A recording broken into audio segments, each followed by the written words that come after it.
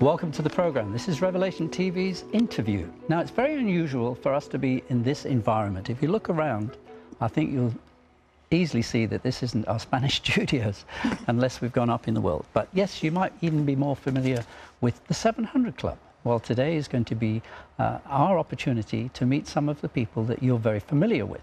Terry Meeuwsen, who is sitting right opposite me, is someone who's been with the 700 Club for many, many years. It's so nice to be with both of you. I missed you on my last trip to UK. Yes, but you're not getting that away with it today. But we had a good time. We had really a wonderful time. They had to pull us off the air, I think. Exactly. We could have gone on the whole evening. It was absolutely wonderful. But it's really nice to be here with you, Terry. I mean, it's when we have guests onto the programme, you know, the guests say to me, are you not nervous? I say, no, when you're doing it every day. I said, don't worry about it, there's nothing to it. And I sat down on this seat and I could actually feel myself shaking a little bit. And that's the hurricane. No, it's not. We're going to talk about the hurricane, actually. We're going to talk about the hurricane. We saved these weather moments for our special guests. Do you know, it's amazing that we actually made it here, because this should have been live. And I want to apologise to our viewers. You won't be able to interact on this particular programme, but it is pre-recorded.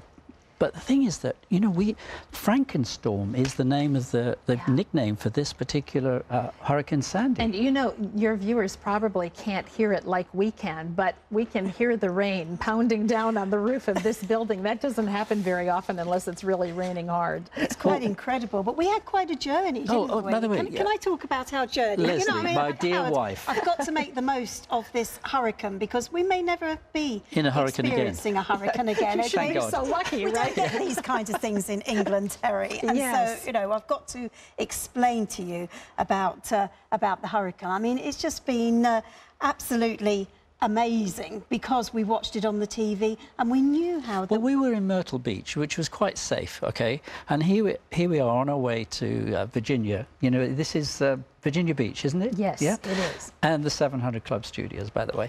And it is, you know, yesterday morning, we're due to get on a plane after seeing our friends in Myrtle Beach, Bill and Carol.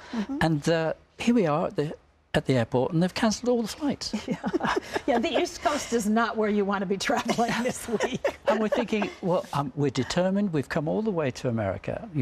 Very kindly, you invited us here to interview you, and tomorrow, Pat, hopefully. And you know, so we drove from Myrtle Beach. I said, right, that's it, let's get in the car. And everybody thought, we're mad, we're driving into the hurricane. Was there much traffic? No, not coming this way. See, everybody was gone. That should have been your first clue when the traffic was on the other side of the road, going the opposite that was way. part of the plan.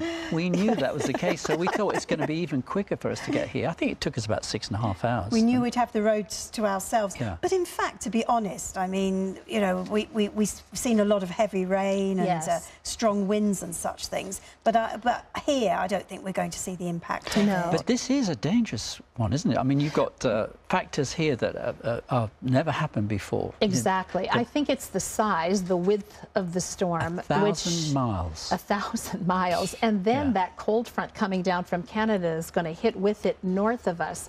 So it's really the east coast north of Virginia that's going to get hit, and inland quite a ways because of the size that you mentioned. Well, the thing is that what is quite dangerous, and we can be quite, you know, flippant about it, but the thing is that even the Great Lakes, which are many miles from here, are going to could have 25-foot waves. I mean, that is unbelievable. That's what they were saying this morning. I was watching it at 4 o'clock, of course, US time. You know, the whole continent is shaking. Because the alarm went off, the fire alarm went off in the middle of the night. You had just got into bed, got to sleep. Well, it's all I thought we were being evacuated. It's fine. It's a story to tell. It is indeed, yes. But Terry, just give our viewers a little bit of an overview of your background. I know they're very familiar with you every day during the week. They see you with Pat. But, you know, just some of the background and some of the experiences that you've got to share with us. Well, I really grew up thinking I was going into the entertainment business, and then I competed in the Miss America pageant in 1973 and won. So I had an opportunity to fulfill a dream, which was to study in New York. So I did that, and then moved to Los Angeles and thought I wanted to do dramatic television. And I guess it was by that time I had become a believer. I didn't really come to know Jesus in my life until I was 20, 21 years old. And And I had been in show business for a while, so my life went through a radical change. And I found when I got out to Los Angeles that I just didn't want to spend the rest of my life investing myself in things that weren't real. And I think God, well, I don't think, I know that was the Lord moving in my heart. And so I wound up going back to the Midwest. I grew up on Lake Michigan and the Great Lakes. And so went back there and really didn't know what I was going to do. As a former Miss America, I had a chance to do some speaking engagements and things. But one day I got a call from the local television station asking if I would like to do some on-air time. And they were starting a new talk show. And you know, I mean, you can relate to this because you do this every day. It was where I hadn't really found the niche that I felt God had for me before. I sat down on that show and I thought, this is what I'm supposed to be doing. And because I'd been on the other side being interviewed, I really knew what a guest does and doesn't want and doesn't like. And it really helped me in preparing for interviews and to think of things from their perspective. So that got me into television. I worked for 5 years there, came down here for 1 year when I was first married, went back after a year, the show we were doing here canceled, worked 5 more years in Milwaukee, Wisconsin, and then came down here permanently in 1993 and have been doing the 700 Club ever since then. Now, you're working on a lot of projects. I mean, the 700 Club is doing an amazing work. Not just television programs, that's the thing. No. You know, so what's foremost in your project list at the moment? Well, at the moment, God has done a unique thing in my life in the last 10 years. 10 years ago, my husband and I heard a story of 3 sisters in Ukraine who were in an orphanage available for adoption. And in the course of the story, I was so touched in my own heart. I was going through a time of prayer and fasting for my own children, and I began to pray that God would find someone that would go adopt these girls together so that they wouldn't be separated on top of losing their parents and being in an orphanage. I've always known the importance of family. I've been blessed with a wonderful family, and I thought, God, please send someone so that they can stay together. At the time, I had 2 biological children and 2 adopted children and was in my mid-50s, and I thought, well, I don't mean me. I mean, one of those other people out there. Someone come forward. Yes, that's right. Yeah. But really, the Lord, I woke up in the middle of the night, and as I was praying for my children, I had made a commitment that each time I prayed for my own children, I would pray for these 3 girls. And as I was praying for them in the middle of the night, I felt like the Lord said, what is the fast that I require of you, but that you take care of widows and orphans? Exactly. And I was mystified. I thought, but God, what do you mean by that? I have a couple of children who are adopted. I have a heart for orphans. What are you telling me? And slowly that little revelation began to come over me that maybe we were supposed to go and do this, or at least be willing. And so I thought, how do I tell my husband this? He was several years older than I, and so I thought, he's going to think I'm just having a hormonal moment here, you know. With all of those children already, I mean, and at the time, how old were these 3 girls? Well, I didn't know. I actually knew nothing about them. I didn't know their ages. I didn't know their names. I didn't know why they were in the orphanage. I just heard the story of a friend who had gone to adopt, and the orphanage director said, well, I have 3 girls I'd like you to look at, and they said, oh, we only have permission to adopt 1. But in Ukraine, where they were going, if you're adopting 1 child, they'll give you a billet for 2 in case there's a sibling. So the orphanage director left the room and came back in and said, well, the oldest sister said she'll stay behind so the younger 2 can have a family. Oh. And that was what, really, see, it's a mom thing. Yeah. That was what broke my heart. I thought, who does that? I mean, what kind of a child sacrifices her only little family that's left for her younger siblings? So it was out of that concern for them that we began to pray and seek the Lord. And you know, it was one of those things where the doors just kept opening and provision was made, and where you almost had to pinch yourself along the way saying, I know I think you told me to do this, but was I really right, or am I just off on some little crazy journey of my own here? But God kept assuring me through the scriptures and through friends that were encouraging us. And here at CBN, I had such blessing from the management here saying, go, do what God has asked you to do. And so we wound up doing that. So 10 years ago, we brought 3 little girls from Ukraine back. They were 9, 11, and 13 at the time, spoke not a word of English. We spoke no Russian. And so it was quite an adventure we were embarking on, and we were ignorantly blissful. Do you know, I think maybe that's the best way, because sometimes, you know, people, you know, sort of think, oh, you know, these lovely little bundles of joy, you know, we'll take them home. Yes. And just with a lot of love, they will blossom, they will develop, all of their problems will disappear. But that's not the real world, is Leslie, it? I tell you, even, and when I say ignorance is bliss, even now, knowing what I know, I have a lot of people, as I'm sure you do, because you're adoptive parents, who are interested in adoption, that want to hear our story and that want wisdom and advice. And, you know, no matter how realistic you are, what I see is the same euphoric look that we had when we went. Our love will be enough. We've parented our other children well, you know, all of that. And maybe God does give us that as a buffer, but there are things I wish that I know now that I wish I had known then. So this has led to... This has led to... Orphan's Promise? Orphan's Promise began because of my girls, because when they could speak English, the first thing they said was, Mama, will you find families for our friends? Well, we did that for several children that got adopted, but what happened in the process was the realization of watching families adapt and adjust that had adopted children, and were dealing with some of the same challenges we were, not because the children were bad, but because when children come from difficult places, they have baggage. We all do, even grown-ups who come from difficult places. So we created this product called Adoption and Foster RX, Solutions for Wounded Families, and we worked with child development experts in the United States who were already working with families who were in trauma. And we gleaned as much information from them as we could. We also talked to parents who had struggled or were struggling with family scenarios, and a couple of children that came forth and talked a little bit about what was going through their hearts and minds. So it's a 4-disc DVD series with a downloadable workbook in it. And I'd like to, can I take just a few minutes and show you I want a sneak preview. Okay, here's a sneak preview Wonderful. of Adoption and Foster RX. Thousands of children are adopted every year. Thousands more live with foster families. Sometimes their emotional needs run deep.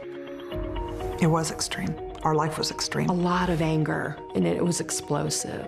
45-minute tantrums, hairs would fly. We get exhausted, we get discouraged. Lying and cheating and stealing and hoarding. A lot of, you're not my family. She just dropped out of sight. I refuse to believe that he doesn't love us. He was physically and sexually abused. Hiding in his closet, hiding under the bathroom sink. And you think, wow, how are we going to get through another day? She's drinking, and now she's pregnant, she's depressed. It was very hard to deal with because I didn't understand any of it. Raising children is difficult. Raising wounded children is even harder. What if one expert helped one parent understand one child's need to lash out, lie, steal, hoard, manipulate, reject love? We can reduce violence because one of the chemicals in the body fires and is more active when you're dehydrated. If your child manipulates, it's because they didn't believe their needs were worth meeting. My teenager walks out of the room on me, but the truth is probably what's under that is I don't think it matters to you what I say. So many parents, it feels like this lying is about me. Yes. This stealing is about me. Your child's behavior is about their history. A child who turns themselves away from your kiss, those are signs very frequently of a child who doesn't believe that they could trust. And that parent used the knowledge to help their wounded child become whole. Multiply that by 10, by 100, by 1,000 and more. What would those families look like? Adoption and Foster RX is that type of tool. a solution for wounded families. I share with them. How do I share? Yes, here's what I can guarantee. In 7 45-minute sessions, you'll find invaluable resources. You will better understand emotional trauma. All the things that have been done to them have created this sense of I'm worthless, I'm unlovable. And these traumas get layered on top of one another. Disorients them, their identity, their value, their purpose, all of that. They're really shrouded in shame. They're acting out of that broken center. You'll learn how to interpret your child's difficult behaviors. Their brain development is less than half their chronological age. Wow. So your 8-year-old, you're dealing with a 3 or 4-year-old. They might use manipulation or control. I ask myself 2 questions. What does this behavior really mean? And what does this child really need? You might be challenged to take a different approach. We've got to let go of some of the things that we've been doing that haven't been working for our kids. Asking questions, listening to answers, and don't try to correct it. I have to be able to extend grace to myself. This isn't a child for a family. It's a family for a child, and the whole motivation is different. You'll be encouraged by those who've been where you are. So we go into adoption thinking, I'm going to create a great citizen or have something in mind. And when that doesn't happen, we feel like a failure. I like to redefine it and say, we took on a child who needed a home. And what happens after that happens. Then when I realized this lying is about your history, this stealing is about your history, I can respond with compassion. I can be firm but not harsh, and I can be proactive, and I can be the coach to make a plan. Expect to find answers, to feel energized for the challenges, and to be hopeful again. Knowledge is power, so being equipped with the right information and the right tools is essential. The power of one person, one couple, one family to make a difference is immeasurable. Be the one.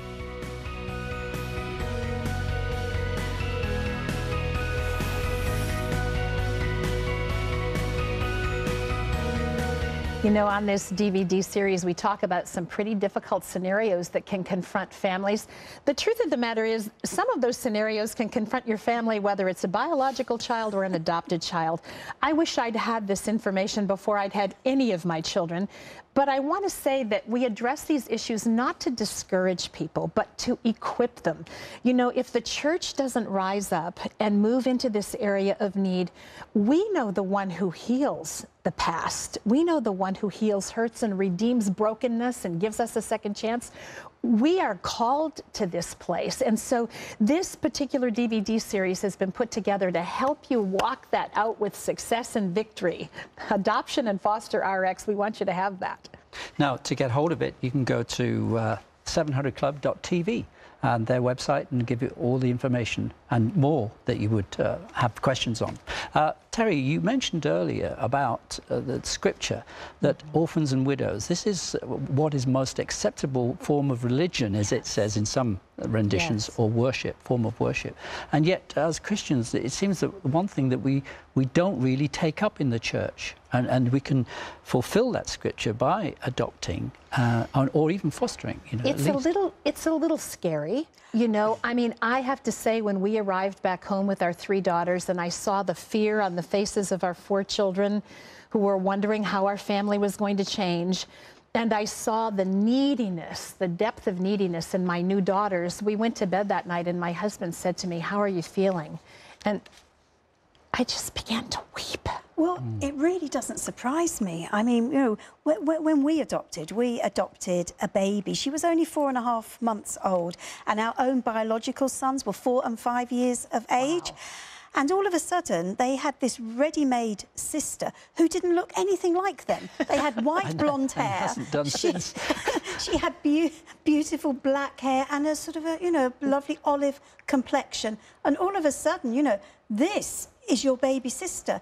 And this was a 4.5-month-old baby that was like a newborn. Apart from the times that I had been able to go in and hold her, she'd never, ever been out of that plastic crib. And one of the things you find out in this DVD series, Leslie, is how significant those missed moments of connection are in a child when they're young. It has everything to do with brain development being completed and with being able to communicate and be relational with people. Here's the great news about that Dr. Karen Purvis shares. It's never too late to rectify that.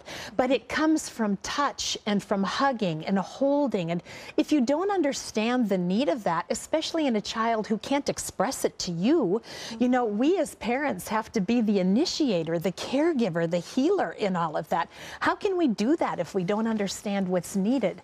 So we felt like in America, this was our domestic project. Here are people in America who want to adopt children who are either from other countries or even here in the United States. I don't know about in the UK, but we have a foster care system here that's almost 500,000 children who need homes. Howard and I fostered for 13 years. We fostered over 130 children in 13 years. Not all at the same time. Not all at the same time. Do you know, sometimes, including our own 4, we had 13 children living with us in our house for years on end. The local foster home had less children than we did, and we didn't have you know, staff 24 hours a day. It was just Leslie and I. And just being family is hard enough. 24/7, 365 deal, you know? Yeah. I mean, it's all day, all year, and that's a challenge. Well, I can remember, obviously, the social workers were in and out of our home, and I remember one social worker saying, "How do you do it? There's such a peace about this house." And Howard said, "We pray for the children every night." "Oh, whatever you do, keep doing it," she said. You know, this wouldn't happen today. The times have changed, you know. Social services actually probably wouldn't even entertain allow us, you to have that many right? children. Or any, because they couldn't believe what we were able to do with the children. And it's because it's a Christian environment, there's a faith-based solution there. And they said, well, whatever it is, bottle it. We want it. And we got really nice emails and things from social services. But I have to say, and I think you'd agree with me, Leslie, that social services, as far as when it comes to adopting as well, are there to follow up and gave us a lot of advice. They were very, very good in the UK. But not everybody... Can you imagine how traumatic it must be to be a social worker, so many children needing homes, really sometimes people coming into the system and offering who are a place to stay but maybe don't have the capacity to help children who are wounded, and now you're sent out to evaluate all of this but without any answers if it's not working. Well, sorry, darling. Well, what I was actually going to say was that the social workers, they're not really used to overseas adoption, are they? Well, they weren't then. Well, I think even now it's still quite rare compared to the number of adoptions that they're dealing, well, we say within the UK, you would say within the United States. But they just weren't able to sort of say, well, you know, in a couple of years' time, you know, this is what we can see happening. It was unknown territory. Well, and some of us, you know, we were a little bit like this. We felt like we had already had 4 children and we were doing just fine. And so, you know, we didn't take advantage probably of some things that we could have and should have in...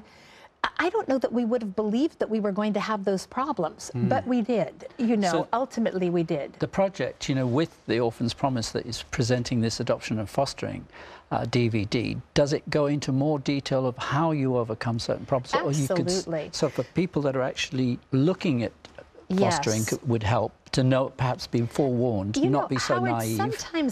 Sometimes I think you can so easily misinterpret a child's behavior if you don't understand the root cause of it. Once you understand the why behind it, the grace and mercy you have for it exceeds what you would have had otherwise. And also, one of the things I learned is you cannot parent children who have come from difficult places the same way you parented your kids who were with you from the get-go. That's right. You just have to treat, you know, the whole thing has to be treated differently. Well, the thing is, I mean, they're used to rejection, aren't they? And at times they will do everything they can to be rejected. I can remember this boy that lived with us. I won't say his name. But he did everything he could in order for us to be able to say, lash out or say something bad to him. And he couldn't. And he tried and tried. But in fact, he got in touch with us recently. He's doing really well. And he had a bad background. You know, we all are impacted by the way we're raised, by the things that are said to us, by the experiences, sometimes not of our own making at all, that happen in our lives, people who've wounded and hurt us. And there is a path to wholeness, but it takes people who will love unconditionally. And boy, that's one of the things I've learned. I can tell you have too from what you've experienced. Not to say I've graduated from that yet by a long shot, but it's easy to love people when they're accommodating and they're doing what you want them to do. It's quite another thing to love, and to love parentally, when what you want is not being done, when what you're saying is not being heeded, and when there's no love coming back to you. Well, this particular boy said to one of my own sons, "What can I do to make your mum lose it with me and say I'm going to kick you out?" And my son said, "Oh, my mum doesn't do those kinds of things."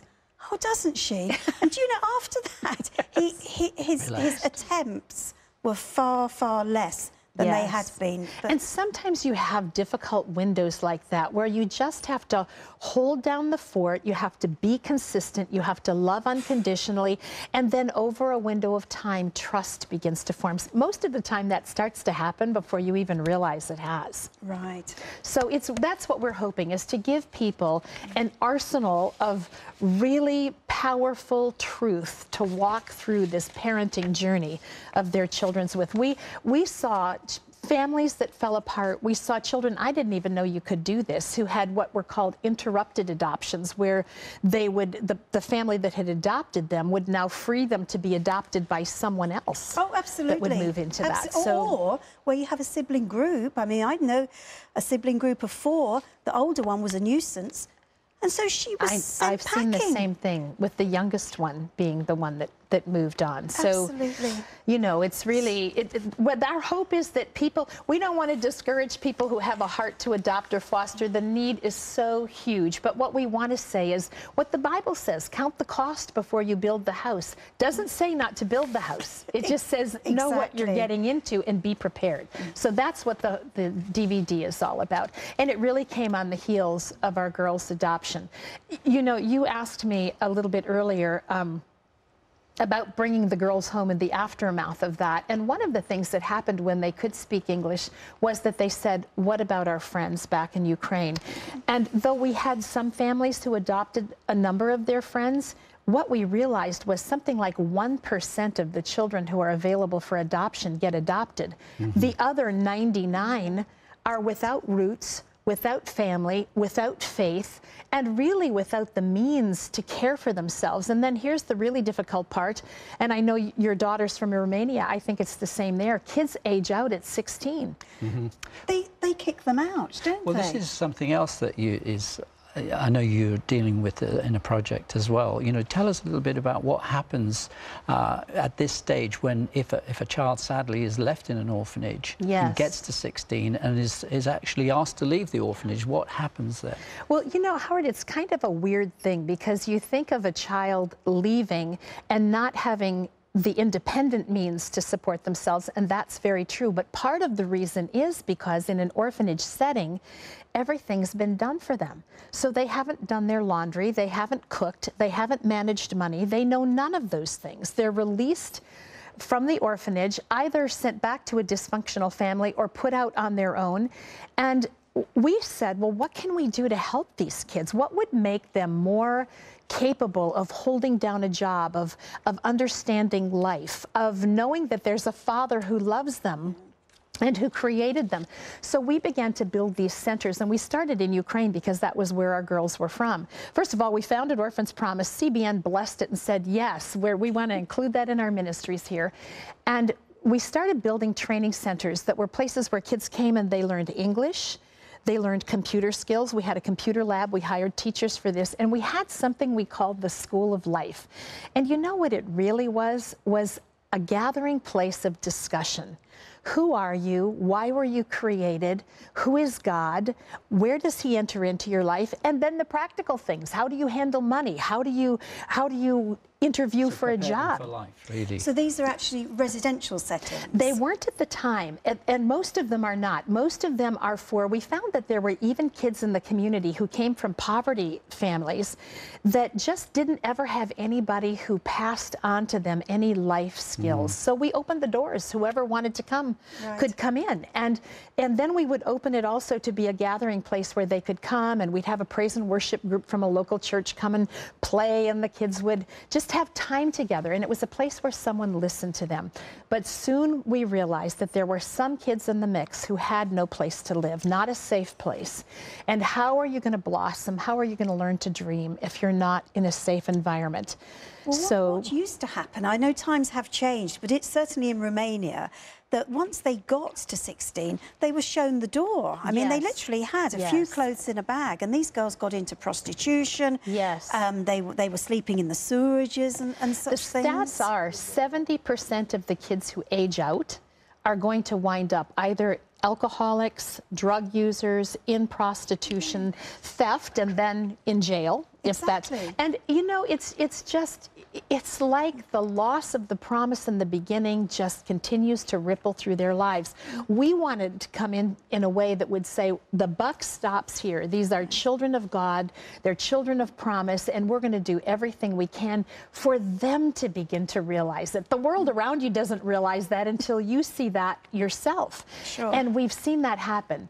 Then we started to say, well, some of these kids are living in government dorms. I mean, they're in unsafe scenarios. What can we do to change that? So we built our first residence in Berdansk, Ukraine, which was really exciting for me because it's where my girls came from. So I knew some of these kids that were going to be residents in this place. Let me show you what we did there. Orphans aging out of their orphanage at 16 with no resources, no life skills, and nowhere to go was the premise for the founding of Orphans Promise. We've established training centers and provided job opportunities. But how does a young person establish a healthy family of their own if they've never had one and have no idea what that looks like? Orphans Promise had an opportunity to buy this sad-looking rundown shell of a building with the hope of creating a home for kids who've aged out. I hadn't seen it before our recent trip to Ukraine, so imagine my surprise when we arrived to the sound of hammers pounding and saws cutting. We could already see the tremendous potential of this place becoming reality. Yeah, for this hall, it'll be a large bedroom. If they have more girls, this will be the girls and then all of this was destroyed, so they had to rebuild all those parts. Wow, wow. Yeah, probably like the housing the parents, because the parents are going to be here so they can control everything going on in both floors.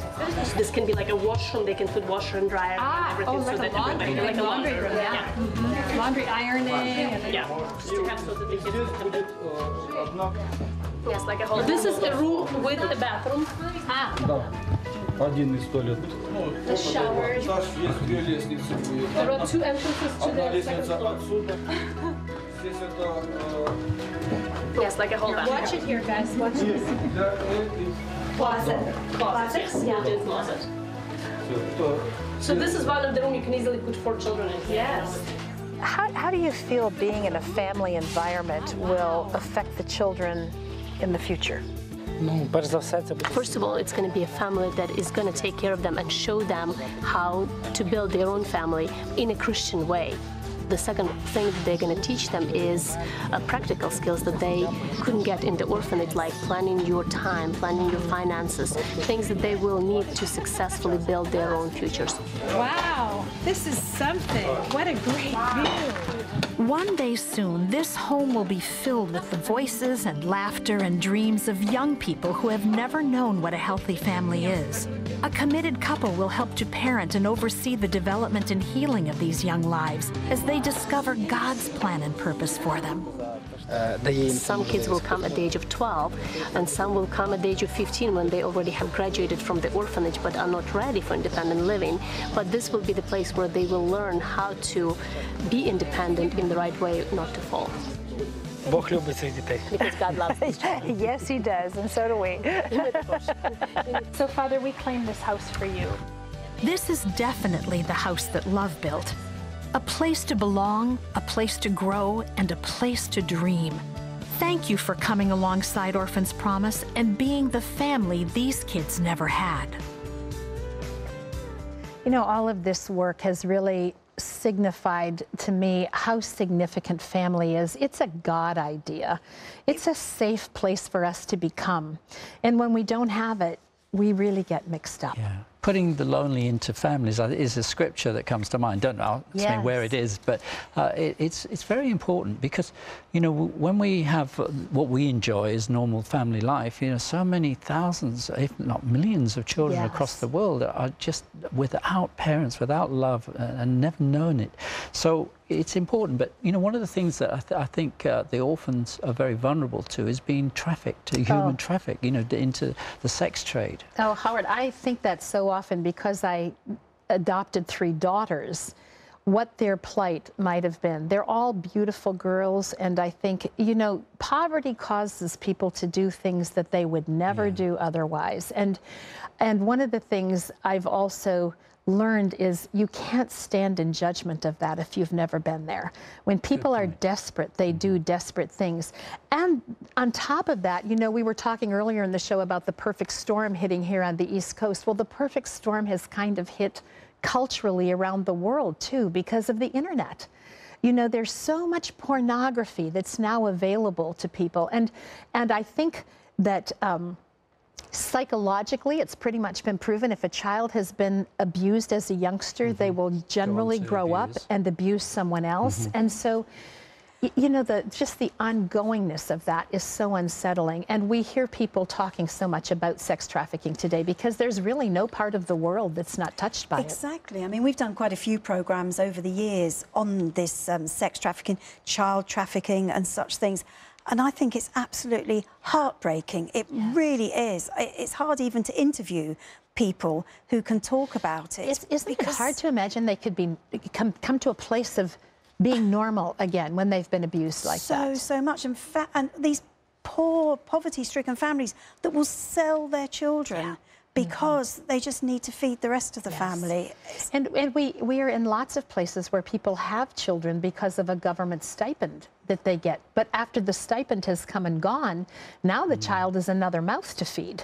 And so people are desperate, and they do desperate things. So we are involved in a number of projects around the world that have to do with sex trafficking because we feel like as we've gotten more and more into the plight of these children who don't belong to anyone, that the way to make a difference is prevention. It's to step in and to say this doesn't have to happen.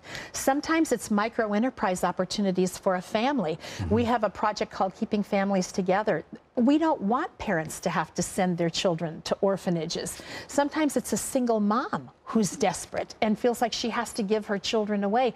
Sometimes in a scenario where there are extended men in the family involved in particular cultures, kids are the victims of that. They have no voice.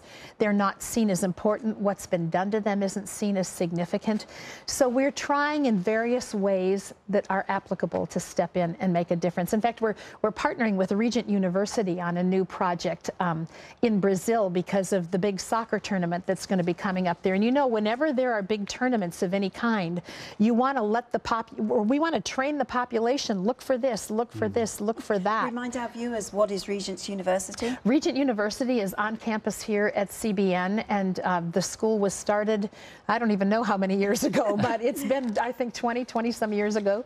And they have a lot of work going on in the area of international justice and mercy, and so all combined with the rule of law and wanting to see things change. And we get a lot of international students here who want to do that. Before you go any further on that, there's an endearing little story here that's coming up on the clip, Anya's fairy tale. I want to show you this because I want you to see that a child in a precarious situation with a parent who's desperate is often left to be cared for by people who don't care for her. This is a child whose life could have been lost to sex trafficking. Take a look at this.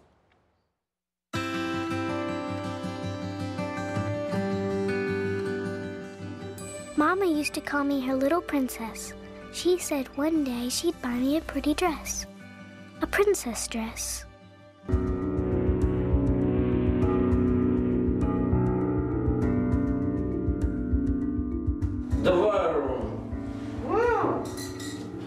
One day, the policeman came and took my mom away. They said she stole something, but I knew she didn't mean to.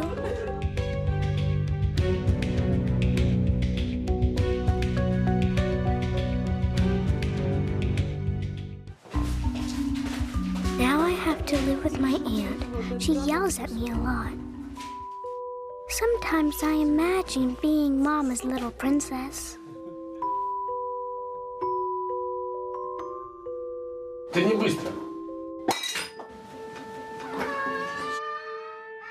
wish I could be a better little girl, so she'd love me more.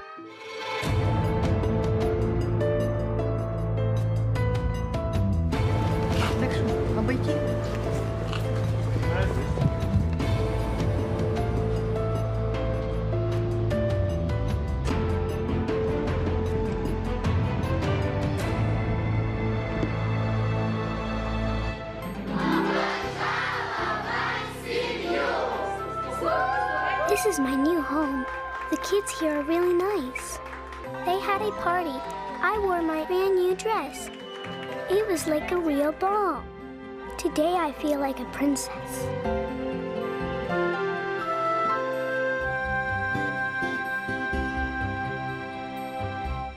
I shudder to think what would have happened to Anya had there not been someone to rescue her. You know, Orphans Promise, we don't have people in every location that we're working. We're in over 50 countries. We work with the local church. We work with ministries who are there saying, how can we help you widen and deepen what you do? And this was a church in Moldova. That picture of her sitting under the table was actually taken in the marketplace where her aunt was going to sell her for $20. I just saw that. $20. $20. Moldova, that was the northern part of Romania, which was the poorest part when we were there. Yes. So it's no surprise that they would get so desperate. Now, you might look at the mums and say, well, how could the parents do that? But they, as you said earlier, you know... Well, and in this instance, her mother was taken to jail and she was left. So an aunt came and got her. You know, there's not the same family love in extended families in different cultures around the world. The child is a burden now. But very often also in the UK, we have exactly the same thing. Yes. The child is a burden. The mother can't take care of the child, the father's gone, and therefore a family member is asked, will you take care of the child?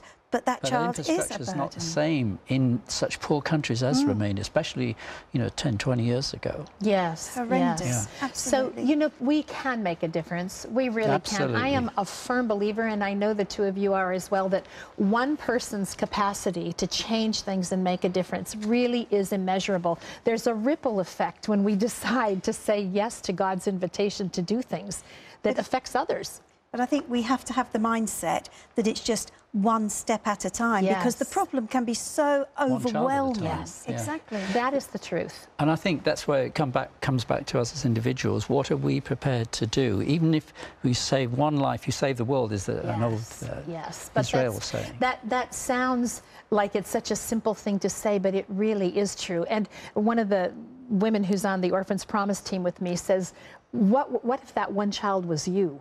How would you want someone to respond? And I think it's a question we have to ask ourselves.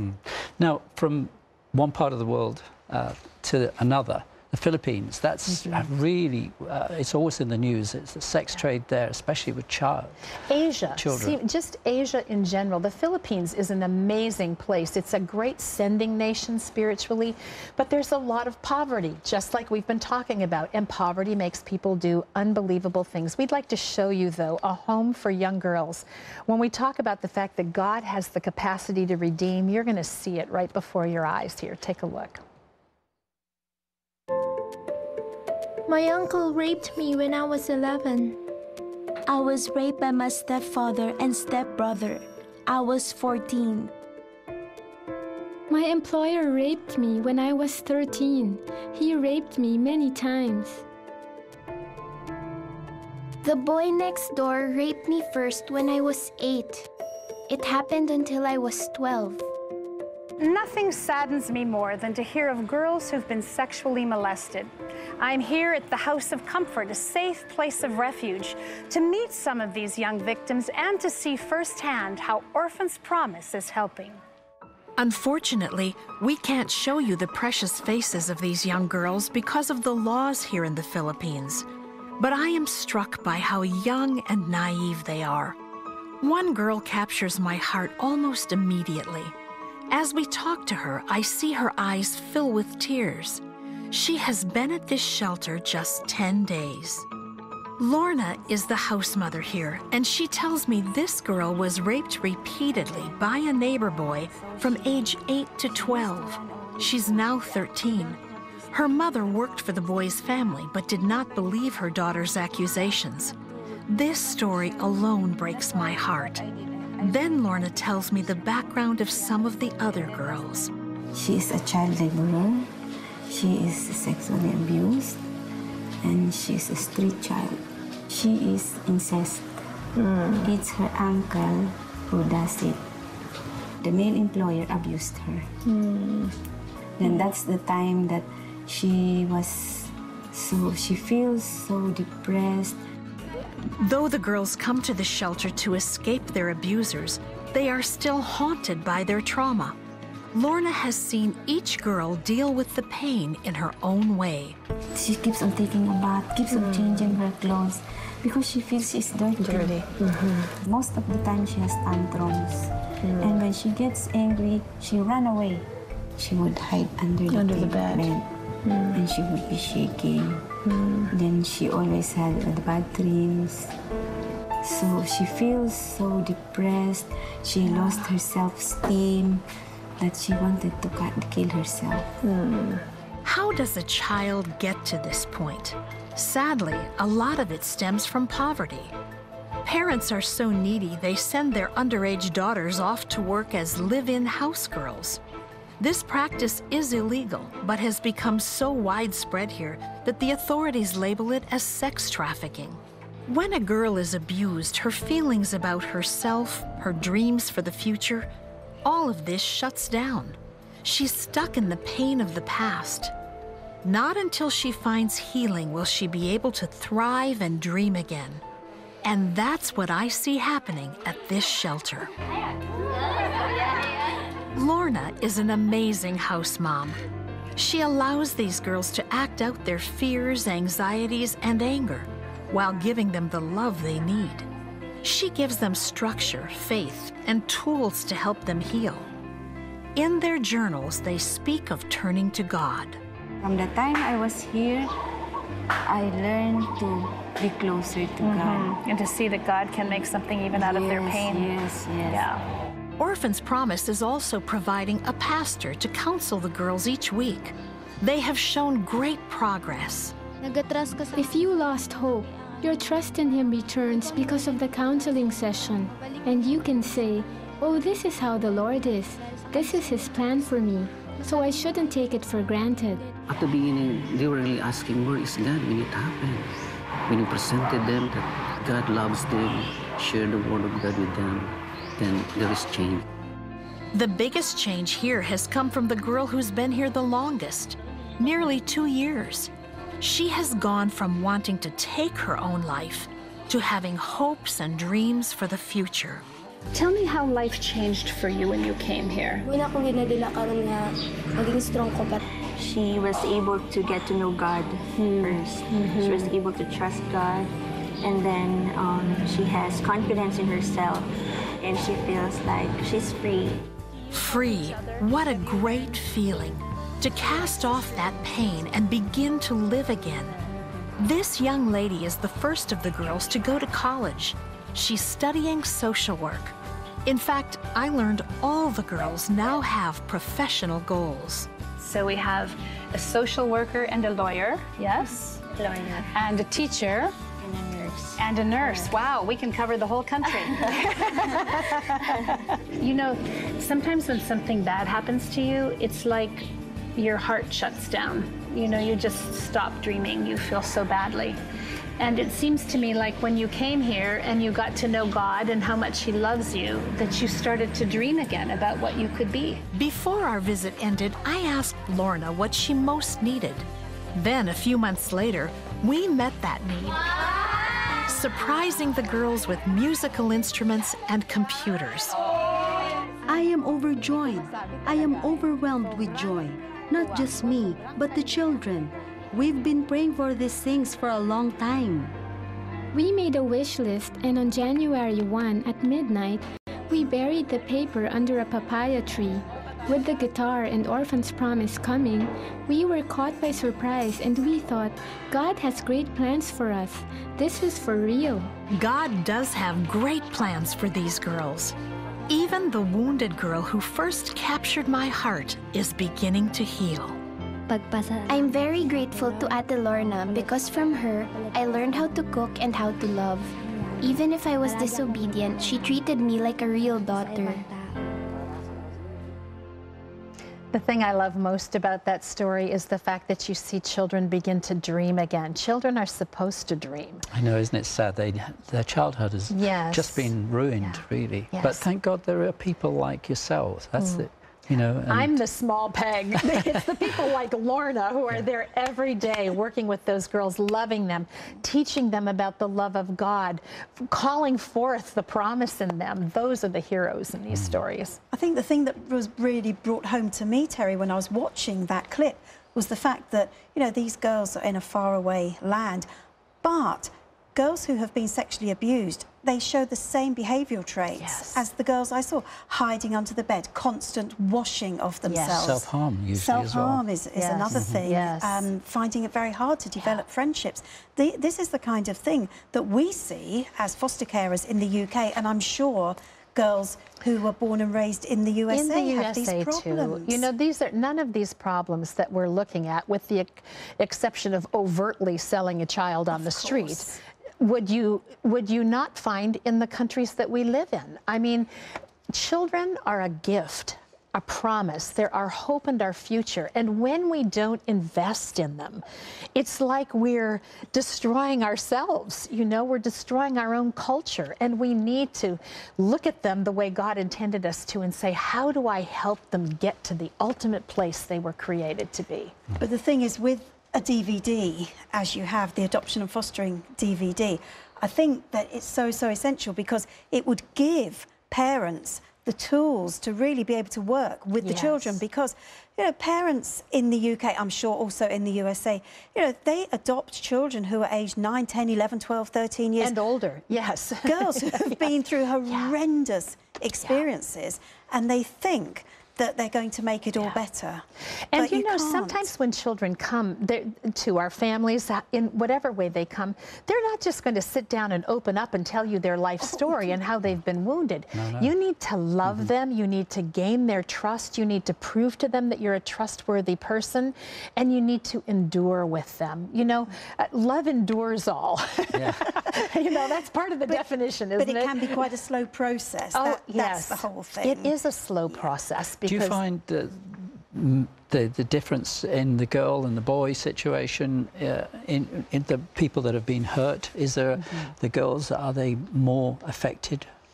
Well, I think sometimes they're affected in different ways. I think boys often act out in a more overt physical way, and girls sometimes manifest the kind of behavior you were just talking about, or depression. Yes, depression. And sometimes I find that children who've been sexually molested in some way often become very sexual themselves. It's an odd thing. You would think that the opposite would happen, that they would run from that. But there's something inside of them that's been broken that keeps going back. Well, they to the also, old. even when they're young, if they've come from a situation where they have been sexually abused, they will have this sexualized behavior because that's the only way they know that they can please people. How can I be appealing to They mix it up with love and attention. You know, I have one of my children came from a very difficult background with regard to that. And what I saw over time was that she wouldn't let you get in close to touch her, but her love language is touch. So then you begin to look for it in all the wrong places. And then it's touch that just keeps betraying you again and again and again. And only God can come in and really heal that place deep in us that defines who we are. We're a reflection of Him. Well, you're so right.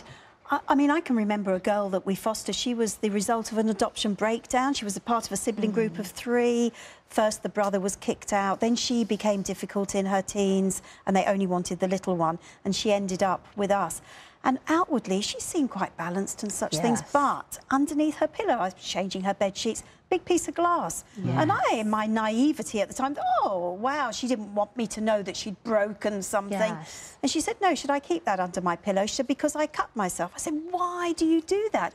And she said, because if I didn't do that, should I be so angry in your home, you wouldn't like it. She said, but if I cut myself, it releases the anger. And sometimes it's the only way they feel anymore, is to feel some kind of extreme physical pain. You know, we've found that one of the things we've had to learn, well, it is something you wouldn't want to do. It's just with a child who hasn't suffered that, you normally wouldn't do it as they get older. But we take our big grown-up kids and plunk them on our laps, and we hold them, and we brush their hair, and we rub their backs, and we do anything that we can to touch them in a loving, gentle way that says, you are something special. Hard to do that.